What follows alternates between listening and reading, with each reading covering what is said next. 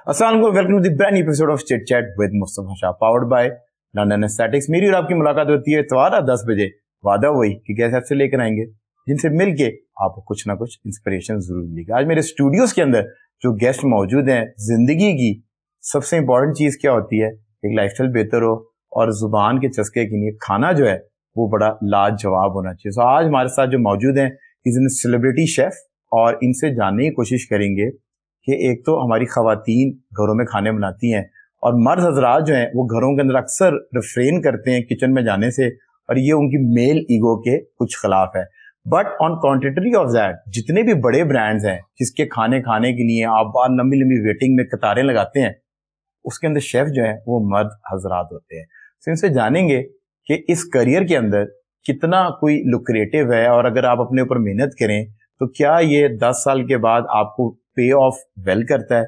और इसके अलावा कुछ रेसिपीज जो आप घर में बैठ के भी इनकी जो है वो ट्राई कर सकेंगे। हमारे साथ जो है वो मानी मिर्जा साहब मौजूद हैं। थैंक यू सो मच मानी। और मानी जो है वो इसी तरह हंसते रहते हैं, और इनके जो मल्टीपल ब्रांड्स हैं उनमें आपको अक्सर जो है ना इनकी जो तस्वीर है वो जरूर मिलेगी किसी ना किसी वॉल के ऊपर। Thank you so much once again for giving us time. Thank you, Mustafa, for inviting me over. It was, long overdue. अच्छा सर, जिस तरह आपने बताया कि आपका इकोनॉमिक्स से बैकग्राउंड है, गवर्नमेंट कॉलेज के आप पढ़े हुए हैं, फिर आप सर्टिफाइड जो है ना वो चार्टर्ड अकाउंटेंट भी है। आपने कुछ पेपर्स क्लियर, कुछ चैलेंजिंग कुछ पेपर क्लियर, पर आपको पता है अकाउंट्स और उसके लिए, बट उसको छोड़ के देन आपने अपने पैशन को फॉलो किया। और ये पैशन डेवलप कैसे हुआ? क्या घर में वालदा को खाना बनाते हुए देखते थे तो पार्टिसिपेट करते थे, या लेटर ऑन आपको ये रियलाइज हुआ कि ये मेरा पैशन है? अच्छा, ये बड़ा अच्छा सवाल है, और वैसे बहुत सारे लोग भी पूछते हैं। मुस्तफा, बचपन से ही था शौक। मतलब जब जैसे ही मैं बड़ा होना शुरू हुआ तो घर में अच्छा खाने का शौक और ज़ौक, मेरी वालदा भी बहुत अच्छा बनाती है अल्हम्दुलिल्लाह। सो वो शौक जो था वो कहीं ना कहीं जरूर था, मगर अर्ली एज में ये वाला शौक नहीं था कि एक रेस्टोरेंट खोलूंगा। ठीक है, लोगों को खिलाने का और एक हॉस्पिटैलिटी जो हमारी फैमिली का भी एक वर्चू है, एक ट्रेट है, to keep a good table for the guest and all. So वो सारी ट्रेडिशन रही है हमेशा से। सो फैमिली गेट टुगेदर्स पे कुछ ना कुछ बना लेना, वन डिश बना लेनी, बाकी वालदा ने बना ली, उनको हेल्प आउट कर दिया। इस तरह ये छोटी छोटी चीजें करके, और फिर एप्रिसिएशन जब आती है, आप जिनको सर्व करते हैं और फिर वो लोग कहें यार ये तो बड़ी अच्छी जबरदस्त चीज बन गई है, तो फिर उससे एक नई नई चीजें क्रिएट करने का शौक, तो ये इनिशियली था। फिर वेरी लेटली जब पढ़ाई कर रहे थे तो फिर बिजनेस वाला कहते हैं ना थोड़ा कीड़ा आना शुरू हो जाता आपने। सो फिर सोचा कि यार ये जो एक पैशन है, अगर बिजनेस ही करना है तो व्हाई नॉट के फिर फूड में कुछ किया जाए, बिकॉज थोड़ा सा क्रिएटिव और आर्ट्सी काइंड ऑफ थोड़ा सा माइंड था मेरा। तो उसमें फूड भी एक फॉर्म ऑफ क्रिएशन है। You create things on the plate, so वो फूड भी जो आप प्रेजेंट करते हैं it's a form of creativity.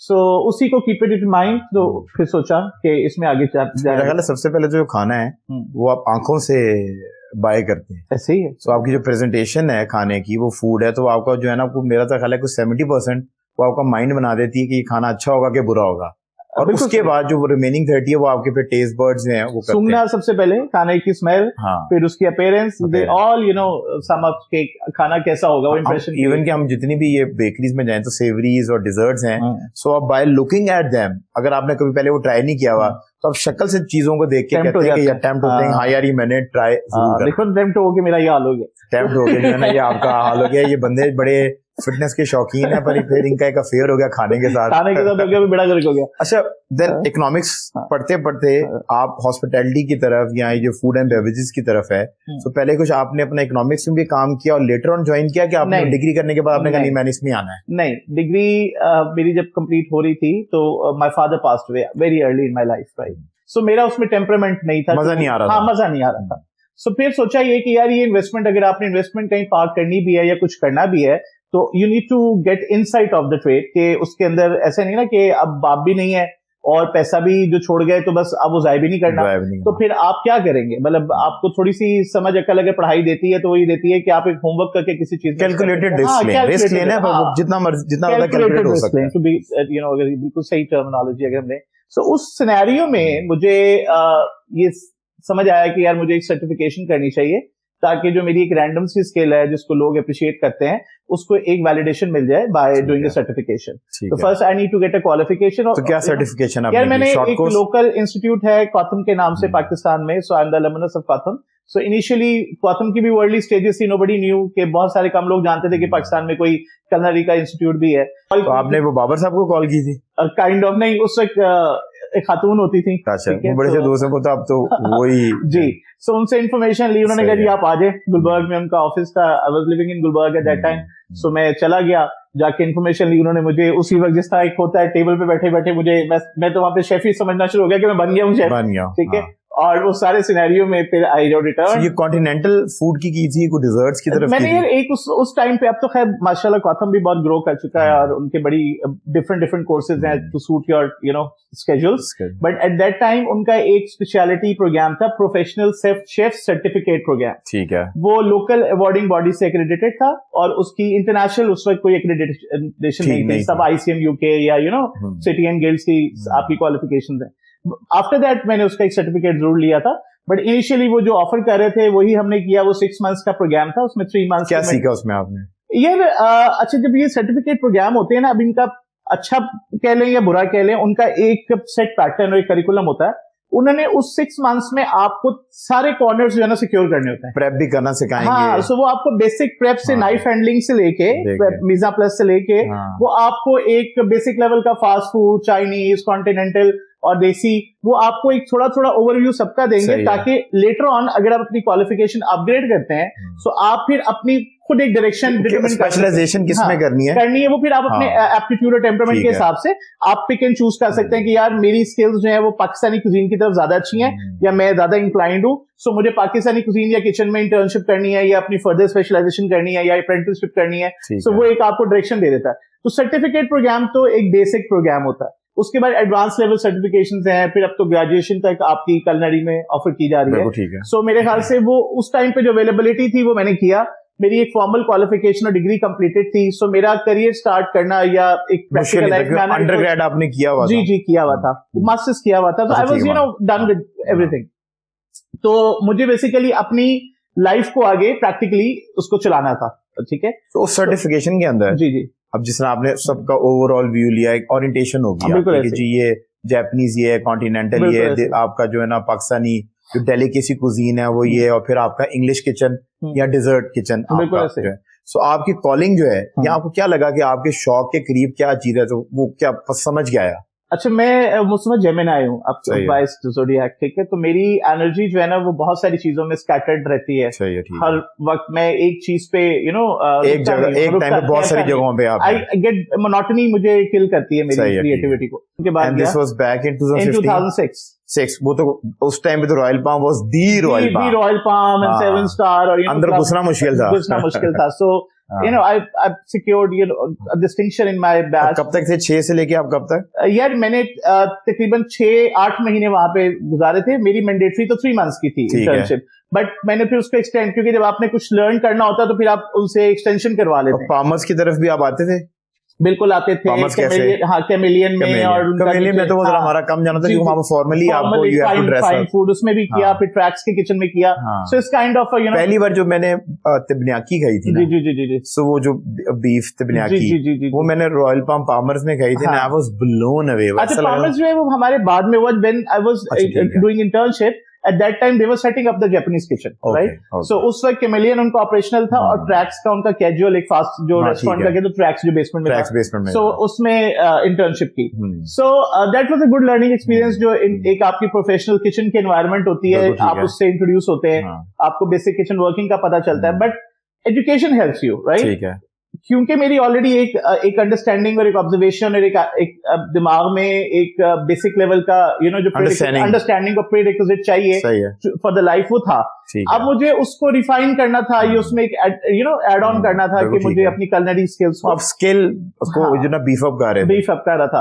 और बैक एंड पे गोल ये था to set up my own stuff, right? सही है. अच्छा, वो अल्हम्दुलिल्लाह कुछ अर्सा मैंने वहां पे किया और फिर पैरेलल में उस वक्त मैंने अपने जो बेसिक ब्रेड अर्निंग मेरा सोर्स था उसको मैंने छोड़ा नहीं था. I was looking after my father. हाँ, my father business.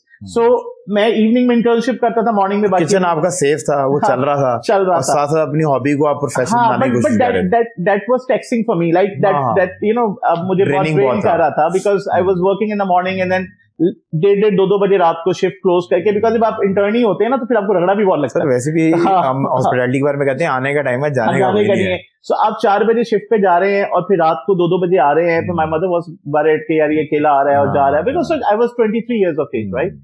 So I'm now 40 and above. So उस टाइम पे वो royal palm was little far away. Yeah, far away. I was living in DHA, but हाँ far off था। मतलब वो उस time पे तो वो जल्लो जाने के लिए बंदा उस रोड पे डलता था ना, नहीं तो आम बंदा तो उधर आता ही नहीं था। ऐसे ही है। So वो फिर बड़ा एक प्रॉब्लमैटिक सा था, एक तो उसको फिर एक सर्टेन टाइम तक मैंने चलाया, जब मुझे लगा कि यार इंटर्नशिप पे जो मुझे चाहिए था मैंने इस किचन से ले लिया, ना मूव ऑन। फिर इसी तरह एक मेरे फादर के दोस्त थे, उनका एक वो रेस्टोरेंट खोल रहे थे कदाफी में, उनको पता चला कि मैंने किस नाम से, हॉट वॉक के नाम से, तो उन्होंने काफी थोड़ा अर्सा चलाया उसको। सो वो खोल रहे थे और उन्होंने मुझसे कहा बेटा आप मुझे थोड़ा सा इस पे हेल्प आउट कर दें, तो मैं क्योंकि उस वक्त नया अपना कलनरी का करके निकला हुआ था, कंसल्टेंट, हाँ कंसल्टेंट, तो उन्होंने मुझे कहा मुझे हेल्प आउट कर दें। सो मेरे ये शेफ्स हैं बल्ती और वो they not that kitchen capable, मुझे नहीं लगते, तो आप थोड़ा सा, तो इस तरह से छोटे छोटे स्टिंट्स करके तो मुझे एक कॉन्फिडेंस भी आ गया कि यार आई हैव समथिंग। जो आप उधर गए वो तो उनके हाथ में टेस्ट होगा, पर ना उनको कुक एंड क्लीन का पता, ना फूड सेफ्टी का पता कि टेम्परेचर कैसे मेंटेन करना है। अनफॉर्चुनेटली अभी तक है, अभी तक है। हाँ, अगर आप कॉन्स्टेंटली एक ट्रेनिंग और एक सिस्टम एट प्लेस ना रखें तो लोग फिर उधर ही आ जाते हैं, भाई फिर उधर ही पहुंच जाएंगे। तो you need to be on toes, आपको सिस्टम एट प्लेस रखने पड़ते हैं, सुपरविजन रखनी पड़ती है, तो फिर आपकी कई चीजें जाके इंश्योर होती हैं। पर आई थिंक ये लोग गलतियां करते हैं, तो मैं हमेशा मैनेजमेंट को कहता हूँ कि भाई इतना फ्रस्ट्रेट ना होकर, ये गलती कर रहे हैं तो तुम्हारी पोजीशन बरकरार है, जिस दिन ये ठीक हो गए तो फिर आप पे क्वेश्चन मार्क आ जाएगा कि तुम्हारा क्या काम है। इस दौरान फिर मुस्तफा काफी चीजें होती रही लाइफ में। To cut long story short, it's a long journey now. It's been 20 years almost. नहीं, हम तो आपकी सक्सेस स्टोरी सुनने के लिए बैठे हैं। मेजर ब्रेक मेरा आया in the फिर एक वर्ल्ड फैशन कैफे था, इफ यू नो, के कुसूरी रोड पे। So I worked there. So there's so many restaurants जहाँ पे मैंने अपने skills जो थे वो। अब तो वहाँ पे मेरे ख्याल बास्किन रॉबिन्स और वो तो वहाँ पे रिपब्लिक का वो आउटलेट बना हुआ उस बिल्डिंग में, अल-फतह के बिल्कुल साथ। So well anyhow, इस तरह से बहुत सारे कैफेज में ऑफ एंड ऑन काम करके मैंने कुछ ना कुछ उनसे जरूर सीखा। आई गेस मैं अभी जो मैं हूँ, और या मैं अगर कुछ अपना सक्सेसफुली रन करता हूँ, अगर लोगों को लगता है, तो उसमें बहुत सारे इन्फ्लुएंसेस हैं। खाली यही नहीं है कि मैंने कलनरी की एजुकेशन ली या सर्टिफिकेशन की, या मैंने पीछे से अपनी फॉर्मल एजुकेशन की हुई थी। इट्स अ कॉम्बिनेशन, लाइक आपका एक सपोर्ट सिस्टम, आपका फ्रेंड सर्कल, आपका खुद का एम्बिशन और ड्राइव, और उसके साथ फिर जो आपने प्रैक्टिकली लोगों से एक्वायर किया है, तो वो सारा एक कल्मिनेट करके आपको फिर एक सक्सेस स्टोरी। आप आगे into a very famous brand butlers, क्योंकि ये वो एक नाम है, सो वो जो भी सुनेगा, क्योंकि जो डिजर्ट, चीज केक और वो चॉकलेट के साथ जो है ना, तो प्योर चॉकलेट खाने का जो मजा आना शुरू हुआ, वो बटलर से हमें वो समझ आई। बटलर्स का मेरी लाइफ आपकी जो कंट्रीब्यूशन है, कोई एक ऐसी चीज कि जो मतलब कि आपने इंट्रोड्यूस करवाई हो या उसको वेल मेंटेन किया हुआ, क्योंकि ये तो इंटरनेशनल ब्रांड है, रेसिपीज तो वो आती होंगी इसकी बाहर से, प्रीमिक्स बाहर से बन के आते थे, वो भी आप लोग बनाते थे? अच्छा, मैं आपको बता, देखिए बटलर्स जो था इंटरनेशनल फ्रेंचाइज है। ठीक है, किस मुल्क का ये आयरलैंड का, आयरलैंड की चेन है और चॉकलेट मैन्युफैक्चरर्स है। सही है, और फिर उनके चॉकलेट और कॉफी शॉप्स है, बेसिकली चॉकलेट कैफेज है। ठीक है। अच्छा, अब टेक्निकली हमारे यहाँ ना मिसकंसेप्शन बिजनेस मॉडल को लेके बहुत सारी है। फैमिली रेस्टोरेंट अलग होता है, बिस्ट्रो का ऑपरेशन अलग होता है, कॉफी शॉप का ऑपरेशन अलग है, बेकरी का, बुलॉन्जरी का ऑपरेशन अलग है। हमारे यहाँ लोग सब चीजों को अंडर वन रूफ कर देते हैं। ठीक है, आप एक रेस्टोरेंट में जाएंगे, वहां पे आपको बर्गर भी मिलेगा, चाइनीज भी मिलेगा, पिज्जा भी मिलेगा, स्टेक भी मिलेगा, तो आप कंफ्यूज होते हैं कि ये स्टेक हाउस है, ये पैन एशियन डाइनर है, या ये बेकरी कैफे है, ये क्या है? बट उसका हॉल ऑफ फेम ही नहीं बन सकता, सिग्नेचर डिश ही समझ आती कि आपकी क्या। तो समहाउ पाकिस्तान में उस तरह की चीजें चल रही थी। बटलर्स ने एक ब्रेक थ्रू किया कि वो चॉकलेट कैफे का कॉन्सेप्ट लेके आया कि डिजर्ट बेस्ड, और एक नीश उसने टारगेट करना शुरू, डिजर्ट बेस्ड कैफे बनाया। ठीक है, और इंटरनेशनली चल रहा था। देखिए, बाहर के लोगों में और गोरों में ये सेंस है कि उनको पता है कि अगर उन्होंने कोई चीज कॉन्सेप्ट बनाई है, क्या खाना है, उनको पता है अगर वो एक चॉकलेट कैफे में जा रहे हैं तो दे विल एक्सपेक्ट कि वहाँ पे चॉकलेट बेस्ड चीजें होंगी, वो वहां जाके नूडल एक्सपेक्ट नहीं करेंगे। ठीक है, बट हमारे यहाँ क्योंकि फूड, आपके यहाँ तो वो आके हमारे लोग तो बिरयानी भी मांग लेते हैं। जी। सो हमारे यहाँ पे लोगों को वो अंडरस्टैंडिंग बहुत ऑफ लेटली अभी आई है कि लोग जब ट्रैवल कर रहे हैं या सोशल मीडिया का एक्सपोजर बढ़ा, तूफान आया तो लोगों का एक्सपोजर बढ़ गया। उस टाइम पे बैक इन 2012 और 2013 बटलर वैसे 2009 में पाकिस्तान में लॉन्च हुआ था कराची में, ठीक है। हाँ। लाहौर में I joined Butler from the Lahore operations. अच्छा, ठीक है। वो अपने विंग्स एक्सपैंड कर रहे थे in Punjab, in Lahore. So I was hired in the opening team of Lahore, right. So जो MM आलम पे हुसैन चौक पे जो पहला आउटलेट बना था, I was heading that outlet, right. उसके बाद I help them out in spreading to different locations, जिसमें हमने पे पैकेजेस मॉल में ओपन किया, इवन बांग्लादेश 2015 में ढाका में खोला, और फिर 2019 में जो मास्टर फ्रेंचाइजी यहाँ पर था वो बांग्लादेश की फ्रेंचाइजी, जी वही थे। और देवर मैंने बटलर से बहुत लर्निंग किया। सबसे ज्यादा जो मुझे मेरे ख्याल से जो अच्छी लर्निंग हुई, जो मेरे वहां पे मास्टर फ्रेंचाइजी जो थे और जो मेरे कंपनी CEO थे, उनका विजन बहुत अच्छा था। और मुझे लगता है जो एंटरप्राइजिंग स्ट्रीक मेरे अंदर बहुत ज्यादा स्ट्रांग हुई, वो उनके साथ क्लोजली काम करके। जब आप एक टॉप टियर पे काम कर रहे होते हैं on the director level, you get to know the insight of कि इनकी प्लानिंग क्या है, इनकी बिजनेस क्या है, स्ट्रेटजीज क्या है। So that's the asset which I gathered from Butler, rather than कि मैं एक सैलरी लेता था या एक डेजिग्नेशन पे था या एक मेरी पोजीशन थी। उसके अलावा मुझे मेरी पर्सनालिटी में या मेरे एक विजन में जो ग्रोथ में जो उन्होंने ऐड ऑन किया, सो दैट्स उसकी कोई प्राइस नहीं है। So I spent 9 years of my life with butlers, in streamlining everything जो मेरी रिस्पांसिबिलिटीज थी while I joined as an executive chef for the Lahore branch, and I left Butlers as a group executive chef for the whole group, and all branches are under my wings, Karachi, Lahore and all, ठीक है। So that was my major service span. उसके बाद देखिए, एक chef की life है, जो transition होती है ना हर एक की लाइफ में। I was in my mid-30s when I was working with Butlers. उस टाइम पे आपने अपने फ्यूचर को भी प्लान करना होता है। सो अगर मैंने अपना करियर प्लान किया था कि मैंने अपना रेस्टोरेंट ओपन करना है, तो उसकी मुझे कहीं ना कहीं से किसी ना किसी टाइम पे अब इनिशिएट करना था। अगर मैं लेट करता तो फिर मेरी एनर्जी ड्रेन होनी थी। तो मुझे लगा कि यार that was the right time कि while working I should do something of my own, because I have gathered so much which I wanted, right. Position में टॉप टियर पे पहुंच गया हूं, इससे ऊपर रेस्टोरेंट लाइन में कोई पोजीशन नहीं है। यानी आप इंटरनेशनली और ठीक है, मतलब आप ब्रांड चेंज कर सकते हैं, अदरवाइज आप सीलिंग को हिट कर चुके हैं। आपके पर्क सेम रहते हैं, आप इधर से स्विच करके उधर जाए तो यू विल बी सर्विंग। वो जो आपको नई चीजें, नए आपको बेनिफिट्स मिल रहे होते हैं, या आपको जो भी मॉनेटरी जंप मिलती है, वो इन्फ्लेशन की नजर होती है। वो इन्फ्लेशन रेट निकालेंगे तो आप वहीं खड़े होंगे, ठीक है। So that because वही अंडरस्टैंडिंग आपकी भी है। So I was that smart. तो मुझे लगा कि यार I was building someone else empire. So I should start something of my own, which I dreamed of, right? So I started Noy, my first brand, as a cloud kitchen in DHA. So मैंने एक 2 दुकानें ली जो नजर नहीं आती थी। बिल्कुल ठीक है। क्लाउड किचन का कॉन्सेप्ट ये है कि आपने नजर नहीं आना, और वो आपको, और ये आपने फिर ई-कॉमर्स के थ्रू इसको लोगों से कनेक्ट किया कि किस तरह, क्योंकि उस टाइम पे तो सोशली देखिए ये मैं आपको मजे की बात बताऊं। While I was working, so ये मेरी साइड हसल भी थी। जो तो मीडिया था वो मेरी साइड हसल थी। I started doing television, right? I started teaching as instructor in the same college which I went graduated from, and then other institutions also. So मेरी बहुत सारी साइड हसल्स थी। जब आप क्या कहते हैं ना, जब बाप नहीं होता तो फिर आप अपने आप को स्टेबल जल्दी करने के लिए ना बहुत सारे एम्बिशियस होकर बहुत सारी चीजें कर रहे हैं। So मुझे लगा कि यार शेफ जो है ना, उसके साथ एक स्टिग्मा अटैच्ड है, और उसको अगर आपने अपने आप को मनवाना है तो आपको ना अपनी ट्रांजिशन करनी है। ठीक है। आपको अपना रोल शेफ की एक सोल ऑर्गेनिक रोल से निकाल के आपको उसको एक ग्लैमराइज और एक उस फॉर्म में लेके जाना है जहां पे एक्सेप्टेंस आप इस प्रोफेशन के लिए क्रिएट कर सकें। इफ यू आर, अगर मेरे पास पढ़ाई है और मेरे पास डिग्री है, सो आई कैन टीच। अगर मेरे पास एक कम्युनिकेशन का टूल है, स्किल है, सो मैं लोगों से इंटरेक्ट कर सकता हूं। अक्सर शेफ्स के पास कम्युनिकेशन इज अ प्रॉब्लम नहीं होता। So, अगर मेरे पास एक टूल है तो I can be a good teacher, ठीक है। अगर मैं मेंटरिंग लोगों की अपने ऑन ग्राउंड अपनी जॉब पे कर सकता हूं तो I can train the future chefs also. ठीक है। सो इस एजेंडे या इस मोटिव से या इस थॉट के साथ मैंने पढ़ाना शुरू किया। अल्हम्दुलिल्लाह मैंने 8 साल पैरेलल कॉथम में भी पढ़ाया, जहां से मैंने खुद पढ़ा। तो मेरे अब पढ़ाए हुए बहुत सारे बच्चे जो वो खुद रेस्टोरेंट्स लीड कर रहे हैं लाहौर में भी, और मुझे खुद भी टैलेंट मिलता है बिकॉज जिनको मैंने पढ़ाया वो मेरे साथ भी अभी तक काम कर रहे हैं। जो मीडिया के साथ आपने, अच्छा मीडिया, आई स्टार्टेड वर्किंग 2000। आपने बहुत बटलर्स में बड़ा डिस्काउंट दिया होगा लोगों को। नहीं मुझे तो सर, मैं तो मीडिया का स्टूडेंट हूं, जब इतना मुझे समझ आया मीडिया से रिलेशनशिप बनाने के लिए कि उनका पेट आपने खिलाते मैं खिलाते आपको रहना है? बताता हूँ, मैं नहीं बटलर से नहीं दिया डिस्काउंट, मैंने खुद वो गेस्ट बहुत एंटरटेन मतलब कि वो खुद ही आपने अपनी जेब से out of your on pocket, और उनको तो ये लगा ना कि बटलर से लेके दिया है, नहीं बट मैंने out of your on pocket. Applications तो होती हैं, हाँ आप कहते हैं पीआर की कॉस्ट है, अगर आप एप्लीकेशन मेंटेन करते हैं ना तो वही कॉस्ट है उसकी, हाँ। तो अगर आपने वो मेंटेन रखनी है हाँ। तो वो एक कांस्टेंट आई थिंक एक्सपेंस वो है। पे ऑफ भी करता है। हाँ, एक कांस्टेंट एक्सपेंस है, हाँ। आप उसको अपनी मार्केटिंग जिस तरह आप अपने वार्डरोब पे अपने ऊपर अपनी हर चीज पे पैसे इन्वेस्ट कर रहे होते हैं ना, सो वो भी इन्वेस्टमेंट। और ये जो आपके पीआर कॉन्टैक्ट्स हैं, so for example if I am coming to you and you are offering me free food, so sir ये वाइस वर्सा है, वाइस वर्सा ऐसा नहीं होगा। देन मुझे भी कुछ सर्विस जो है ना आपकी एक पर्सनल ऑब्लिगेशन पे देनी पड़ेगी। तो always tell my media friends कि भाई जितना एंजॉय कर रहे हो ना, तो ये याद रखना कि वो तुम्हें भी कुछ ना कुछ इसके अगेंस्ट तुमसे मांगेगा और वो देना पड़ेगा। Here you go. अच्छा, अब वो सारा सिनेरियो था।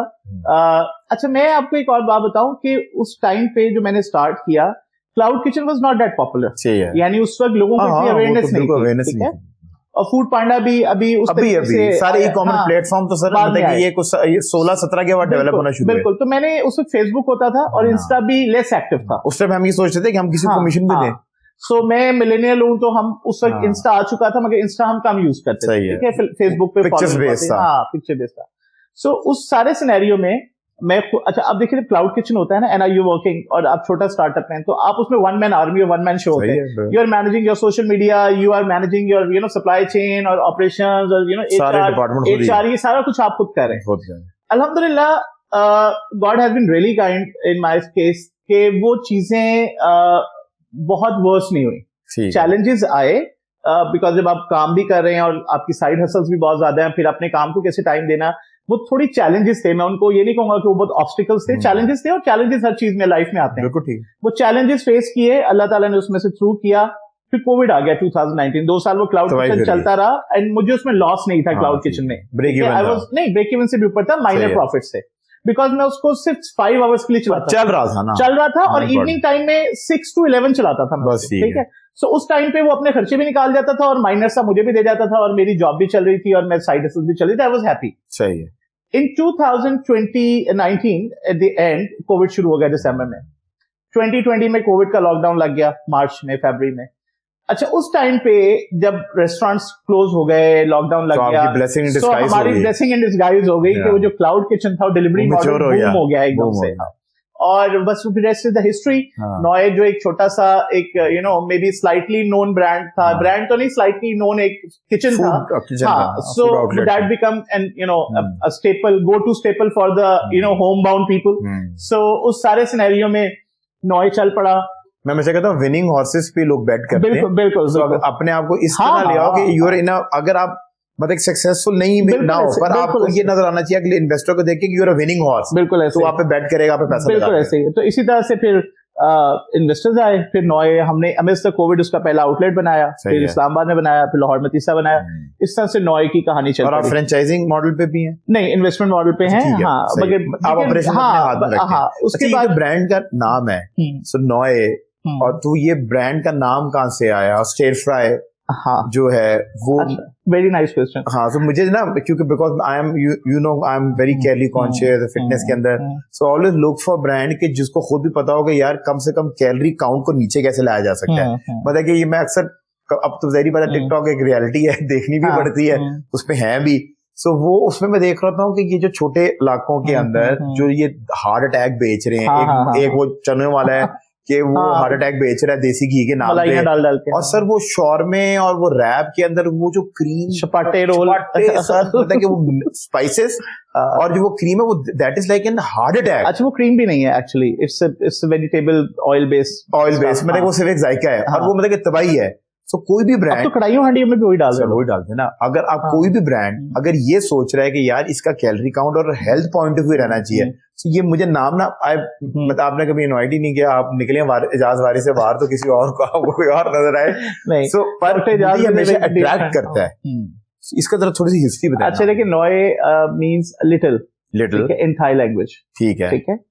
अच्छा, नॉय इसलिए रखा, माय मदर, मेरी अम्मी का जो मेडन नेम है उसका जो इनिशियल है वो एन है, फर्स्ट इनिशियल। सो मैं अपनी वालदा का कहीं ना कहीं इन्वॉल्वमेंट उसमें चाहता था कि यार उनका नाम का इनिशियल उसमें आ जाए। हाँ, ठीक है, बट ऑब्वियसली उनका नाम तो नहीं रख सकता था, बट ये कि वो कहीं ना कहीं उनका इनिशियल आ जाए। तो एक तो पहला ये पॉइंट था कि मैंने इससे एन से रखना है।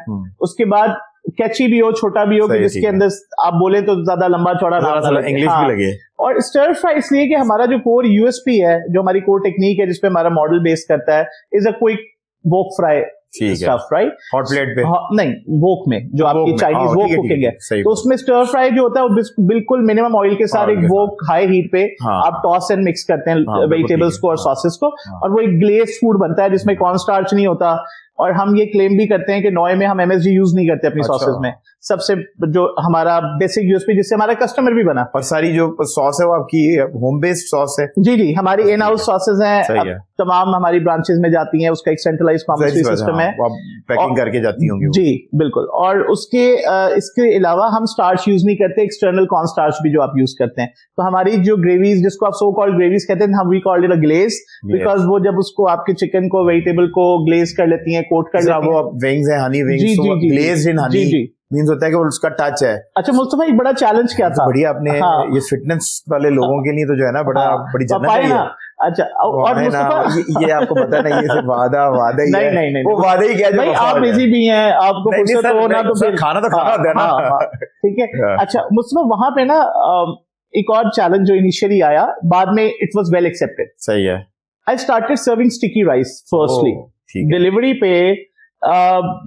स्टिकी राइस सबसे पहले नॉय ने देना शुरू किया, ठीक है, मेंटेन हो जाता था जी, टेम्परेचर मेंटेन जी जी जी जी विद द राइट पैकेजिंग। जो नॉय के लॉयल पुराने कस्टमर्स हैं, पेट्रन्स हैं, दे नो, और दे न्यू कि क्या किस तरह का स्टैंडर्ड था। We sent chopsticks and peanuts and all along with the parcel. अच्छा, अब वो जो स्टिकी राइस थे, इनिशियली लोग जब पूछते थे, ऑर्डरिंग करते थे और पूछते थे कि यार ये स्टिकी राइस, तो उनको ये समझाना पड़ता था कि हमारा फूड ड्राई है और हमारे चावल मॉइस्ट हैं। तो अगर आप ड्राई को मॉइस्ट के साथ खाएंगे तो देन आपकी एक माउथ फील बनेगी और फिर आप उसको स्वेलो कर सकेंगे। मगर अगर मैं आपको वही बासमती वाले जो दूसरे रेस्टोरेंट दे रहे हैं, तो आपका गला चौक हो जाएगा भाई, आपकी ग्रेवी भी नहीं है और आपके चावल भी सूखे हैं, तो आप किस तरह उसको निकलेंगे? तो आप कौन से, और एशियन, आप फार ईस्ट में जाएं, जितने एशियन डाइनर्स हैं वहां पे आपको स्टिकी राइस के साथ भी करीज मिलेंगी, उनके सारे जापानीज, क्योंकि वो भी आपको पता है कि वो ड्राई है, स्टार्ची राइस लेते हैं, स्टार्ची राइस साथ देते हैं, शॉर्ट ग्रेन। तो अच्छा, वो इनिशियली लोगों को थोड़ा सा लगा, मगर एप्रीहेंसिव थे लोग, फिर उसके बाद लोग जो थे उसमें यूज्ड टू हो गए, उनको इतना मजा लग गया। हाँ, उनको जब सही चीज मिली, फ्लेवर स्ट्रांग मिले, and we claim it, we started serving bold and robust flavour, right? लोग उससे पहले वो माइल्ड सी old school Chinese gravy, garlic chicken, आमल चिकन और मंचूरियन, खट्टे मीठे, वो सर्व होता था। जो एक मॉडर्नाइज फ्यूजन फूड का जो कॉन्सेप्ट है, कराची में शायद चॉप वॉक ने सबसे पहले दिया था, लाहौर में एक आधा हमारे आगे पीछे हमसे पहले, मेरे ख्याल से चॉप के बाद है, तो मतलब प्रोबेबली बैम्बू यूनियन हमसे को 1-2 साल पहले शायद इधर आया, सो प्रोबेबली। सो बहुत कम ऐसे डाइनर्स थे जो मॉडर्नाइज फूड दे रहे थे। अच्छा, वो सारे डाइनर्स थे जिनके एक मोटर और ब्रिक के आउटलेट्स थे। मेरा एक क्लाउड किचन था और कॉस्ट कम थी, और लोगों को कन्विंस करना कि ये फूड उस तरह का ही है, उस लेवल का ही है, तो ये भी बड़ा एक चैलेंजिंग था। पर आई थिंक वो कस्टमर जो था ना जी, जो मतलब कि अगर कोई जापानीज का कस्टमर है, तो उसको पता चल जाता है कि सस्ती चीज भी अगर वो ठीक हो तो कहता है यार यहाँ। अच्छा, और यही मेरा एक जो आप समझ लें, जो मैंने सेलिंग पॉइंट रखा था, यूएसपी था कि लोगों को रेस्टोरेंट एक्सपीरियंस अगर टेक आउट में मिल जाए, सो वो एक वॉइड जो था उस टाइम पे मार्केट में, प्राइस पॉइंट भी, प्राइस पॉइंट पे, यानी when I started off my stir fry chicken stir fry was in 2017-18 was 450 rupees, कुछ भी नहीं, including the packaging and the delivery cost. ये जो आपके जो दूसरे competitor थे, and they were selling like 700 or 750. बड़ा फर्क है, बड़ा फर्क है। If somebody is ordering for 4 or 5 people, yes, it's a difference. It's a difference. So that was a USP, and the food was equivalently good, right? So वो एक इस तरीके से मैंने break through किया, जो market आपने barrier। I think I tried sticky rice and I become a fan. वो मैंने Sakura में for the first time जो ना, Japanese के साथ वो teppanyaki के साथ, I was just blown away। क्या उसका अच्छा, ये बताइए, ये ब्राउन राइस के अंदर जी ये आपके स्टिकी राइस सही बन जाते हैं? अच्छा, नहीं, ब्राउन के अंदर नहीं बनते, यू नीड द स्टार्च, जो बेसिकली आपको ब्राउन लगते हैं, उसमें सोया सॉस से ब्राउन हुए होते हैं, ठीक है, दाशी होती है, फिर आपके जापानीज स्पाइस होते हैं, ये व्हाइट राइस ही है, होते व्हाइट। और ये राइस जो है वो वही होते हैं जो आम वाले राइस हैं, उसकी रेसिपी चेंज होती है कि राइस भी कुछ स्पेशल होता है? नहीं, सुशी ग्रेड राइस डिफरेंट होता है जो यूज होता है, और शॉर्ट ग्रेन होता है, और उसकी एक अपनी क्वालिटी है। क्योंकि लोग घरों में ट्राई करते हैं तो वो बनते नहीं है, तो मुझे लगता है कि वो राइस अच्छा देखिए, बनाने को बन सकते हैं मगर हम लोग उतना एफर्ट नहीं करते और उतना बनाते ही नहीं है घरों में फ्रीक्वेंटली। अगर आप घरों में हम यूज्ड टू हो तो जिस तरह खवातीन को बासमती उबालने या बनाने आते हैं तो ये भी आ जाएंगे, बट हमारे क्योंकि वो हमारी ट्रेडिशन का हिस्सा नहीं है, हमारे कल्चरल हमारी फूड उस पर बेस नहीं करता, तो हमारे यहाँ स्टिकी राइस की उस तरह से पेनिट्रेशन है नहीं कुजीन में। ठीक है, अनलेस अंटिल कि वी आर सर्विंग फैंसी और हमको पैन एशियन अटेम्प्ट कर रहे हो तो फिर हम कहते हैं ले आओ, फिर उस वक्त जारी बात है वन टाइम फर्स्ट टाइम बनाने वाले को उतनी परफेक्शन नहीं आती। और किस ब्रांड के अगर घर में बनाने हो जस्ट यार अब तो बहुत मल्टीपल ब्रांड्स हैं, कोई एक दो वैसे नाम जापानीज तो निशिकी का राइस है, ठीक है, जो निशिकी एक ब्रांड है जो सुशी ग्रेड राइस होता है, सब अल्फतेह और हाँ सबसे मिल जाता है, ठीक मिल जाता है। तो अगर वो घर में को ट्राई करना चाहता है तो वो बिल्कुल लेके आए, सुशी भी बनाए, अब तो सुशी शीट्स, नॉरी शीट्स, आपके मैट सब कुछ अवेलेबल है। अब तो खैर देखिए अब एक्सक्यूज कोई नहीं है, अब तो हर चीज पाकिस्तान में आ रही है, हर चीज अवेलेबल है, ऑल दो प्राइस डिफर कर सकती है। देखिए आपका कोई भी कॉन्टिनेंटल फूड है या आपका वो जो आपका खुद का नेटिव कुजीन नहीं है उसके इंग्रेडिएंट्स महंगे हैं, आपकी आजकल लोकल वो डॉलर की वजह से जी आपकी आजकल लोकल सब्जी गोश्त महंगा है, मिर्चें महंगी हैं, लोकल मसाले महंगे हैं, आप इलायची मंगवा लें, इलायची आपने हमें नोटिस कराना है, कोई महंगाई नहीं गुर्दा बेच के आपको इलायची लगी पड़नी है ना करे यार, क्यों अपने हमें जरा पीका एक्ट लगवाना है हमारे। अच्छा नहीं सर, महंगाई देखिए, अरे महंगाई तो हाँ देखिए महंगाई मींस फूड कॉस्ट के पॉइंट ऑफ व्यू से कि our own spices are not that cheap. हमारी सैलरी जो है वो 500% के हिसाब से नहीं बढ़ती ना। हाँ अगर हमारी भी 500% के लिहाज से रेज हमारी भी जिंदगियों के अंदर आए तो हमें भी महंगाई ना, बिल्कुल ऐसे। तो बस Mustafa coming back to my journey, तो उसको हम सम अप कर लें कि फिर नॉइज स्टार्ट हुआ, जब नॉइज सक्सेसफुल हुआ फिर इसी दौरान जब इन्वेस्टर्स आपके साथ होते हैं तो फिर आपके पास आइडियाज हो तो फिर बहुत सारे लोग उस पे इन्वॉल्व आई थिंक जब आइडियाज आपके अच्छे हो और आपका पैसे फंड्स हो बिल्कुल तो फिर आप जो है ना उसको एग्जीक्यूट बिल्कुल ऐसे ही। This note we are going on short commercial break से जब वापस आएंगे तो हमारे गेस्ट ने एक चीज पे बड़ा बार बार जोर दिया और वो है तालीम, एजुकेशन। सो इनके लिए, क्योंकि मैं तो हमेशा कहता हूँ डिग्री और an education is a light at the end of the tunnel. जब आपको कुछ समझ नहीं आ रही थी तो तालीम आपकी मदद करती है और ये बताती है कि टनल के एंड पे लाइट है तो आपको रास्ता मिल जाएगा, कहीं ना जाइएगा, हम इनको अपने साथ। Welcome back from the break, we still in conversation with the amazing guest. छुड़क गया था मैं आपको एक बड़े इंपॉर्टेंट टॉपिक पर। बहुत कम लोग हैं कि जिन्होंने खुद सेल्फ मेड हो और बिजनेस शुरू किया और specially food and beverages industry से हो, सो तालीम के ऊपर इतना कोई एम्फेसाइज नहीं करते। फॉर्चुनेटली अनफॉर्चुनेटली हमारी जो फूड एंड बेवरेजेस इंडस्ट्री है उसमें बहुत आला तालीम इंटर है, जो आपको एवरेज लोग मतलब कि बहुत अच्छे सक्सेसफुल मिलेंगे, चाहे वो फ्रंट ऑफ द हाउस का स्टाफ हो, चाहे वो किचन स्टाफ हो, तो वो मैट्रिक और मिडल और इंटर उन्होंने किया हुआ होगा। सो ये अब सोशल मीडिया का दौर है और समहाउ जो यंगस्टर्स हैं उन्होंने एक चीज पकड़ ली कि वो फलान ड्रॉप आउट है, वो फलान ड्रॉप आउट है, वो इतना सक्सेसफुल है, वो माइंड में प्री कंसीव वो लेके बैठे। अब वो क्या है कि तालीम में मेहनत नहीं करना चाहते और वो उसको एक अपने दिमाग में एक रीजन बनाया हुआ है कि education is not that important. So आपने तालीम के ऊपर बहुत एम्फेसाइज किया, कहे बगैर किया, और बार बार जो है ना आपने कहा कि जो आपका मास्टर्स था उसने आपको हेल्प की कि टू बिल्ड दिस बिजनेस, एक विजन था। सो फॉर यू एजुकेशन क्या है, और जितने लोग आके सोशल मीडिया पे व्यूज कमाने के लिए, मोनेटाइजेशन में डॉलर्स कमाने के लिए जो इस तरह के टॉपिक्स पे कंट्रीब्यूट करते हैं, उनको आप किस तरह एड्रेस करेंगे? अच्छा मुझसे वेरी नाइसली डन और क्वेश्चन। अच्छा देखिए तालीम के बगैर ना मैं ये समझता हूँ कुछ भी नहीं है पॉसिबल। ठीक है, इवन आप रेस्टोरेंट क्या, आप कुछ भी, एक अंडरस्टैंडिंग तालीम क्या देती है, शऊर देती है, एक ऑब्जर्वेशन आपकी डेवलप होती है, आपको एक कॉन्फिडेंस देती है, और ये आपको हर चीज अटेम्प्ट करने के लिए चाहिए। खाली यही नहीं कि आप हॉस्पिटैलिटी में एज अ शेफ करेंगे, आप किसी जगह पे भी, आप घर में रहने के लिए भी, एक कामयाब किसी से बात करने के लिए, इवन शॉपिंग करने के लिए भी, किसी से बार्गेन करने के लिए भी, किसी से बात करने के लिए भी, मुंह खोलने के लिए भी, इवन कोऑर्डिनेशन के लिए ये क्या बात कर दी। अच्छा somehow, और तालीम तो तालीम इज वेरी इंपॉर्टेंट। और in especially in hospitality, in culinary arts होता था मुझसे पहले या मेरी वाली जनरेशन में कि बेसिक टियर की एजुकेशन इंटरमीडिएट थी रिक्वायरमेंट और उस पर काम चल जाता था। उस वक्त सोशल मीडिया नहीं था, लोग इतने सारी चीजों के इन बिटवीन जो थे उनके रोल्स जगल नहीं कर रहे थे। अब आपका एक सोशल मीडिया का दौर है, आप खुद भी बिकते हैं, आपकी चीजें भी प्रेजेंट होती हैं, आपकी पर्सनालिटी भी प्रेजेंट होती है, आप खुद ब्रांड बनते हैं और फिर आपको इंगेज भी रहना पड़ता है, इंगेज रखना भी पड़ता है लोगों। और ये बड़ा फर्क पड़ता है कि जो आपको लोग एट टाइम हायरिंग या जो भी आपके अगर अपना बिजनेस वो देखते हैं तो उनके दिमाग में एक इमेज प्लस है ये। अच्छा, और रेलेवेंट भी रहना पड़ता है। अच्छा देखें, in my age, like I am in my mid age, आप अगर मैं मिलेनियल हूं, अब मेरे जमाने में ये सोशल मीडिया नहीं था, बट क्योंकि हम इस एज में जी रहे हैं, अब ये सारी चीजें हमने भी इनको हमने भी अडॉप्ट किया है। और अगर मैंने इसमें रेलेवेंट रहना है तो उसमें मुझे क्या काम दे रहा है, मेरी एजुकेशन दे रही है। इस टाइम पे किसी चीज के साथ सेवी होना और उसके साथ प्रोग्रेसिव रहने के लिए बहुत जरूरी है, रेलेवेंट रहने के लिए भी। और विजन सबसे इंपॉर्टेंट चीज कि अगर आपको सोच ही नहीं है तो आप अपनी डायरेक्शन नहीं ले सकते। सोच आती है दिमाग में, और दिमाग में हेल्दी सोच तालीम से ही आती है। आप नॉन प्रोडक्टिव बैठे रहे घर में, अपनी पढ़ाई नहीं कर रहे, कोई एक्टिविटी नहीं कर रहे, तो आपको एक गलत ही ख्यालात आएंगे, आपके अंदर नेगेटिविटी आएगी, आपके अंदर कोई पॉजिटिव थॉट नहीं आएगी अपने करियर को लेके या अपनी लाइफ को लेके या अपने किसी भी करियर ओरिएंटेड किसी चीज मैं कहता हूं दीन भी एक तालीम ही है। बिल्कुल ऐसे कुरान पढ़ना भी तो तालीम है। वो भी नहीं पढ़ रहे ना लोग। आप देखें लोग पूरी तरीके से कुछ भी नहीं कर रहे हैं टेक्निकली, हम सब कुछ वही वाला चक्कर है।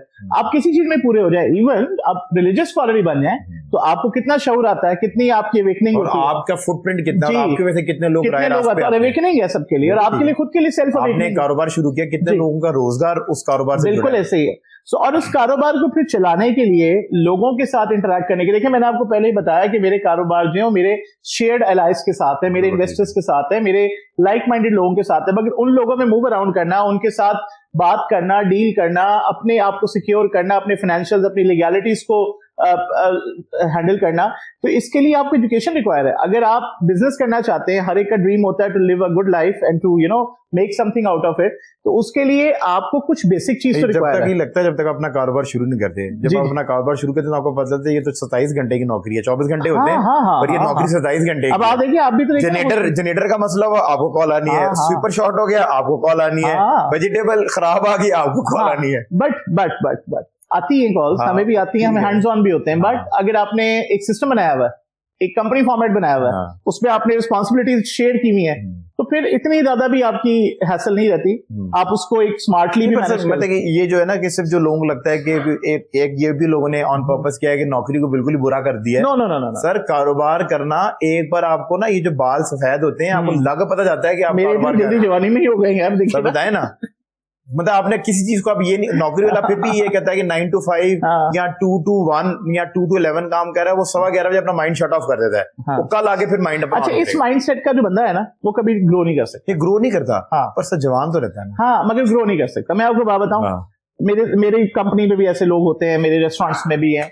मैं हमेशा यही कहता हूँ, भाई अगर तुम टाइम देख के काम कर रहे हो, नौकरी को बर्डन समझ के कर रहे हो, तुम कभी भी ग्रो नहीं करोगे। उसके लिए पैशनेट होना जरूरी है। Passion is the key. Passion, आप देखें, आप प्रोडक्शन आप मीडिया में है, आपको पता है यहाँ पे भी टाइम लिमिट कोई नहीं है। ठीक है, हम आज बैठे हैं, अभी यहाँ पे लाइट चली जाए तो हमारी रिकॉर्डिंग रुक जाएगी, खत्म हो जाएगी। ठीक है, अब हम यहाँ से उठ के नहीं जा सकते। ठीक है, जब तक इसको कंप्लीट नहीं करना। अब अगर हम घड़ी देख के आए हो ना कि आपने तो मेरे 2 घंटे मांगे थे, तो फिर तो काम नहीं हुआ भाई। ठीक है, तो ये हर जगह पे मैनेजर का मतलब है टू मैनेज।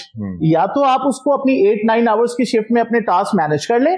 अगर आप खुद नॉन प्रोडक्टिव हैं, इनएफिशिएंट है, और आपके काम 9 घंटे में भी रैप अप नहीं हो रहे, तो फिर आपको ही 2 घंटे देने। आपने फोन देख के 4 घंटे उसमें गुजार दिए, और आप उस बाद में इनकम्प्लीट अपना काम छोड़ के कल पे डाल के चले गए, तो you are incompetent, you are not a manager. तो ये जो 9 घंटे की शिफ्ट है, वो हमेशा जो सक्सेसफुल लोग उसमें इस वजह से कामयाब हो जाते हैं, क्योंकि उस 9 घंटे को बड़ा वेल यूटिलाइज मैनेज करते टाइम। जब आप उस 9 घंटे के अंदर चले, 1 घंटा चले, आपका नमाज, रोजा, हज, ज़कात पे निकल गया, करें वो 8 घंटे तो प्रोडक्टिव होंगे, तो फिर आपको काम। भाई आपकी नॉर्मल वर्किंग डे में आपकी 2-3 नमाजें आती है ना, 2 नमाजें आती हैं। अब वो 2 नमाजें जरूर पढ़े, जोहर की पढ़े, असर की पढ़े, मगरिब तब तक लोग घर चले जाते हैं। ठीक है, तो अगर आपने वो भी निकाले, मैं कहता हूँ आधा घंटा निकाला, लंच ब्रेक के लिए भी आधा घंटा निकाल लिया, घंटा आपने अपने लिए निकाल लिया, उस 8 घंटे में आपकी डेली की जेडीज कितनी होती है यार, खत्म हो गई। हाँ, वो आप टिका के 4 घंटे भी काम कर रहे हैं ना, तो आपको फिर लगता है मेरा काम ही खत्म हो गया। और मैंने बहुत सारे ऐसे लोगों को भी देखा, मेरे अपने किचन में ऐसे लड़के आए भी और गए भी, जो जो प्रोग्रेसिव थे और स्मार्ट मैनेजर्स थे। बट दे डिड कि वो 4-5 घंटे में अपने जो पेपर वर्क और अपनी शीट्स और डेली की जो चीजें होती थी, वो सुबह ही आते अपनी शिफ्ट में कंप्लीट कर लेते थे। उसके बाद सारा दिन वो नॉर्मल ऑपरेशन चलाते थे, अपनी घड़ी में टाइम देखा, नमाजें भी पढ़ी, खाना भी खाया और चले भी गए। तो this is a take home कि अगर आपने जिंदगी के अंदर स्ट्रेस फ्री रहना है, तो आप वो काम ही ना करें कि जिसकी वजह से आप पे स्ट्रेस है, अपने आप को मैनेज करें। और मेरा ख्याल जिंदगी है ही एक मैनेजमेंट। मगर लोग क्या करें, अब आपके पास वो सारी लघुवियात भी है ना कि आपने सोशल एप्स भी सारी स्क्रॉल करनी है, फिर आपने एंगेज भी रहना है, ऑन जॉब भी। और सर दूसरा बड़ा काम कि आपने जो ना दूसरे की जिंदगी में उंगली भी करनी है ना वो पूरा दिन आपने पॉलिटिक्स भी तो करनी है, सारी एनर्जी आपने उधर ड्रेन आप उधर उंगली करें, चार अपनी तरफ भी कर ले, चार अपनी तरफ भी कर ले तो बेहतर हो जाएगा। सर बड़ी भारी भरकम बातें होगी, तो आप कुछ लाइटर नोट के ऊपर आपके सामने रिफ्रेशमेंट आ गई, आपको जिसने बताया बजट का तो कोई मसला ही नहीं, मनी नो प्रॉब्लम। अब हम अपने फन सेगमेंट की तरफ आ रहे हैं, जो कि हमारे मेरे देखने वालों का फेवरेट सेगमेंट है। I am going to ask you a question, अगर आपको सवाल का जवाब आता है तो आपने जवाब देना है, नहीं आता तो आपने तुक्का मारना है, और अगर आप सवाल के जवाब ठीक देख पाएंगे तो लंदन एस्थेटिक्स की तरफ से एक गिव अवे जाएगा, जिसमें एक शानदार सा फेस वॉश है, ताकि आप किचन में काम कर करके जब थक जाएं तो इससे अपनी दुएचा को निखार सके। सही इमेज इन्होंने याद कराया है। And then this is a gift voucher जो आप अपनी फैमिली को भी यहाँ पे भेज सकते हैं, और वो फ्लैट जो है वो 30% ऑफ जो है उनको मिलेगा तमाम सर्विसेज पे। आपके लिए ये वाला शिक नहीं है, आप हमारी तरफ से जब भी आए आपने हमें कॉल करनी है, आप इंटरटेन होंगे। पर थैंक्स टू लंदन, ये जीतना है जी जी जी जी, ये जीतना पड़ेगा आपको जी। लंदन एस्थेटिक ने कह दिया, मैंने ले लिया सर। और अगर आपको सवाल का जवाब नहीं आया तो you have to take a big bite of this patties, trust me। Can I sip the tea also? नहीं सर, वो आप करते ना सिर्फ वो साथ आपने उसको डाउन करने के लिए क्या सिप कर रहे हैं, हमारा मसला नहीं, पर आप यकीन करें कि पैटीज टीवी पे बैठा खाते हैं अच्छा कोई भी नहीं लगता। पर मूविंग ऑन, जी जी सर, बिस्मिल्लाह। वो कौन है जी जो ड्राइव नहीं करता पर येट कॉल ड्राइवर? ड्राइव नहीं करता पर yet call driver? Screw driver. Screw driver is the right answer. बादाम जो है किचन में खाते रहते हैं तो दिमाग चल रहा है। सर ये एक स्टेप आपसे करीब आ गया है। मूविंग ऑन, थोड़ा सा इसको मुश्किल करना पड़ेगा। आपसे रिलेटेड चीज है, दो ऐसी चीजें जो आप नाश्ते में नोश नहीं फरमा सकते। नोश नाश्ते में नोश नहीं फरमा सकते। Two things which you can not have in breakfast. Urdu पता है आपको, फिर हमारे भाई तो हम तो जान लेते हैं। नोश नहीं फरमा सकते। कैमरामैन फोकस करो, ये जितने बच्चे हैं ना जिनकी ये ठुकाई करते हैं ये वो एंजॉय करेंगे। नाश्ते में नहीं खा सकते, डिनर और लंच नहीं खा सकते। नाश्ते डिनर और लंच जो है इज द राइट आंसर। ये मेरे पास आए थे, इन्होंने पूछा था कि आपका नंबर क्या है। मैंने कहा भजन नंबर तो मुझे मोबाइल का ही पता है, आप कौन सा नंबर मांग रहे हैं। तो इन्होंने मुझे ज़ोडिएक से बताया कि आपका ये नंबर बनता है। तो मेरा ख्याल है माइंड रीडिंग भी ये करते हैं। मूविंग ऑन, अपने कस्टमर के दिमाग पढ़ने के लिए ना ये स्किल भी सीखी हुई है। सर एक रिडल है, वो कौन है जो फकीर नहीं है पर पैसे मांगता है, औरत नहीं है पर बस्ता लटकाता है, पुजारी, क्योंकि हमने भी हिंदुस्तान की ठुकाई की हुई है तो याद करने के लिए हमने ये ऐड किया हुआ सवाल के अंदर। पुजारी नहीं है पर घंटी बजाता है। क्लॉक। पुजारी नहीं है तो घंटी बजाता है। नहीं, एक ही है ये बंदा। अच्छा एक है। हाँ ये क्या है? औरत नहीं है। औरत नहीं है पर बस्ता लटकाता है, फकीर नहीं है पर पैसे मांगता है, पुजारी नहीं है पर घंटी बजाता है। ये एक ही शख्स, ये एक ही कैरेक्टर है। अच्छा, उसकी 3 डिफरेंट ट्रेड्स हैं। ये हमने आपको इस वजह से दिया कि आप पहचान पाएंगे ये कौन है। भिखारी नहीं है, फकीर नहीं है, बट मांगता है। पैसे अलग लेने में, बट मांगता है। मैं नहीं बोल रहा। औरत नहीं है बट बस्ता। औरत नहीं है पर बस्ता लटकाता है, पुजारी नहीं है घंटी बजाता है, फकीर नहीं है पर पैसे मांगता है। हाथ हाथ हाथ ये नवी शायद ही किसी ने कहा। देखिए हाथ से बस्ता लटकाना है, किसी ने हाथ से ही मांगना है। सर किसी ने कहा हाथ से ही घंटी बजानी। सर हाथ तो बेचारा मांगता नहीं है, हाथ तो इंसान के दिमाग पे चलता है। किसी ने कहा शहबाज शरीफ। नहीं हाथ देखें, हाथ is not the right answer. अब आप take a big bite of patties से आगे फिर मैं आपको बता पाऊं इस सवाल का जवाब क्या है। सर वो 7 माजा हेल्थ क्लब के हमारे टिश्यू पेपर भी पड़े, अगर आप वो इस्तेमाल करें। जरा अपने सेट पे कोई कॉर्नर नहीं छोड़ा जहां ब्रांडिंग हमने बख्श दे। सर डाकिया, पोस्टमैन।